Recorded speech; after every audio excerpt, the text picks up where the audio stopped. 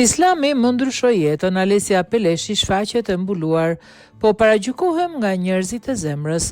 Vajza e kryetarit kuvendit Niko Peleshi, Alesia Peleshi, ka ndarë së fundmi me ndjekësit e saj në Instagram një reflektim të thellë mbi rrugëtimin e saj shpirtëror dhe besimin në fenë islame. Në një postim nga xhamia Sheikh Zayed në Abu Dhabi, Alesia rrëfen përvojën e saj personale dhe momentet e transformimit shpirtëror. Ky vit ka qenë një pikthese në jetën time, kam kërkuar Islamin për 5 vjet, duke u afruar dhe duke u tërhequr, por tani e ndjej se po vendoset në zemrën time si në shtëpi, shkruan ajo duke përshkruar udhëtimin e saj të gjatë besimit që ka përfshirë lutje, lexim dhe reflektim të thellë.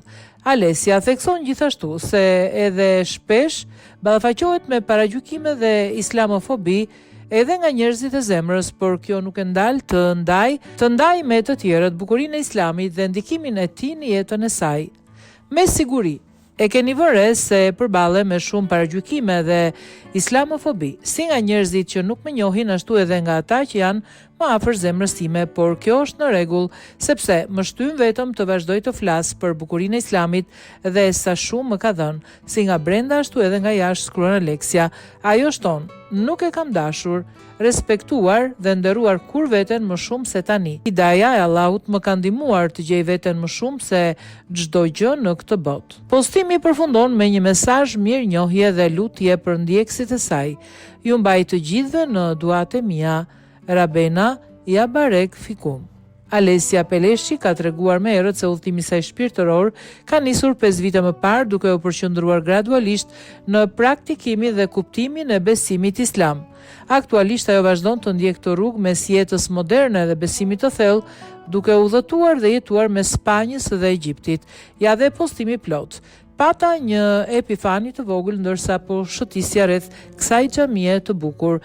Ky vit ka qenë një pikthese në jetën time për një arsye të thjeshtë. E forcova imanin tim më shumë se kur më parë. Kam kërkuar Islamin për 5 vjet duke u rrotulluar rreth tij dhe duke ju afruar dhe duke u tërhequr, por tani e ndjej se po vendoset në zemrën time si në shtëpi. Nuk zbriti mbi mua në një moment të vetëm ndriçimi. Më duhej të punoja për të, u luta, lexova, dyshova, vura në pikpyetje, rash dhe u ngrita sërish, por gjithmonë e gjeta veten duke u kthyer tek Allahu. Këtë vit kalova më shumë kohë vetëm se sa kam kaluar ndonjëherë.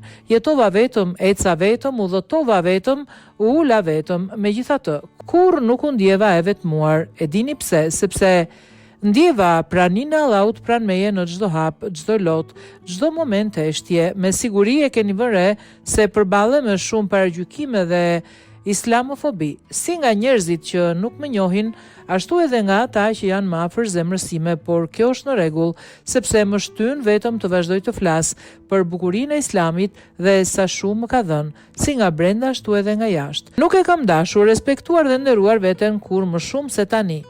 Hidaja e Allahut më ka ndihmuar të gjej veten më shumë se çdo gjë në këtë botë. Elhamdulillah. Ju mbaj të gjithëve në duat e mia. Rabena je barek fikum.